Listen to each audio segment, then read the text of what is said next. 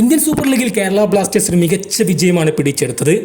തീർച്ചയായിട്ടും ഹോമിൽ വെച്ച് മുംബൈ സിറ്റി FCക്കെതിരെ അഡ്രിയാൻ ലൂണയില്ലാതെ പകരം വീട്ടിയിരിക്കുന്നു കേരള ബ്ലാസ്റ്റേഴ്സ്. അതിനു മുമ്പ് നിങ്ങൾ ആരെങ്കിലും ഈ ചാനൽ സബ്സ്ക്രൈബ് ചെയ്യാൻ ബാക്കിയുണ്ടെങ്കിൽ തീർച്ചയായിട്ടും സബ്സ്ക്രൈബ് ചെയ്യാൻ മറക്കരുത്. കേരള ബ്ലാസ്റ്റേഴ്സ് 2-0 എന്ന സ്കോറിന് മുംബൈ സിറ്റി FCയെ പരാജയപ്പെടുത്തി എന്നുള്ളത് തീർച്ചയായിട്ടും വലിയൊരു വിജയം തന്നെയാണ്. കേരള ബ്ലാസ്റ്റേഴ്സ് പെപ്പറുടെയും അതുപോലെ തന്നെ ദിമിത്രോസ് സ്റ്റെമൻഡക്കോസിൻ്റെയും മിലോസ് ടിൻസിച്ചിൻ്റെയും എല്ലാം തോളിൽ കയറിക്കൊണ്ട് കേരള ബ്ലാസ്റ്റേഴ്സ് മികച്ചൊരു വിജയം പിടിച്ചെടുത്തത്. എന്നാൽ ആരാണ് തീർച്ചയായിട്ടും കേരള ബ്ലാസ്റ്റേഴ്സിൻ്റെ ഗ്ലാഡിയേറ്റർ എന്ന് പറയുന്നത്? അത് ടിൻസിച്ചോ അല്ലെങ്കിൽ ദിമിത്രോസ് സ്റ്റെമൻഡക്കോസോ അല്ലെങ്കിൽ പെപ്പറയോ ഒന്നുമല്ല. കളിക്കളത്തിൽ ഒരു സൈലന്റ് കില്ലറായി, ഒരു ക്യാപ്റ്റൻ മെറ്റീരിയലായി പ്രവർത്തിച്ചു കൊണ്ടിരിക്കുന്നത് അത് നമ്മുടെ സൂപ്പർ താരം ലെസ്കോവിച്ച് തന്നെയാണ്. കഴിഞ്ഞ 3 സീസണിലായി കേരള ബ്ലാസ്റ്റേഴ്സിനോട് അദ്ദേഹം കളിക്കുമ്പോഴൊക്കെ ബ്ലാസ്റ്റേഴ്സിന്റെ ഡിഫൻസ് എന്നും സോളിഡായി തന്നെ പ്രവർത്തിച്ചിട്ടുണ്ട്. ഡിഫൻസിൽ ആര് പിഴവ് വരുത്തിയാലും അവരെ ശാസിക്കാനും ഈ ലെസ്കോവിച്ച് മടിക്കില്ല എന്നുള്ളത് തന്നെയാണ് ഒരു ഗ്ലാഡിയേറ്റർ എന്ന് അദ്ദേഹത്തെ വിളിക്കാനുള്ള കാരണം.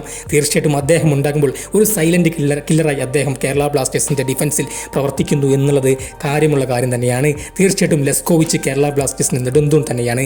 അദ്ദേഹം കളിക്കുമ്പോഴെല്ലാം അതിൻ്റെ ഗുണം കേരള ബ്ലാസ്റ്റേഴ്സ് അറിയുന്നുമുണ്ട്. തീർച്ചയായിട്ടും യഥാർത്ഥ ഗ്ലാഡിയേറ്റർ എന്ന് വിളിക്കാവുന്ന ഒരു താരം തന്നെയാണ് മാർക്കോ ലെസ്കോവിച്ച് എന്ന് പറയുന്ന ക്രൊയേഷ്യൻ സെൻറ്റർ ബാക്ക്. തീർച്ചയായിട്ടും മുന്നോട്ട് പോകുമ്പോൾ അദ്ദേഹത്തിൻ്റെ ഒരു സേവനം ബ്ലാസ്റ്റേഴ്സിന് നിർബന്ധമുള്ള കാര്യം തന്നെയാണ്. മാർക്കോ ലെസ്കോവിച്ച് ഒരു വേറെ ലെവൽ താരമാണ് എന്ന് എടുത്തു പറയേണ്ട ഒരു കാര്യം തന്നെയാണ്.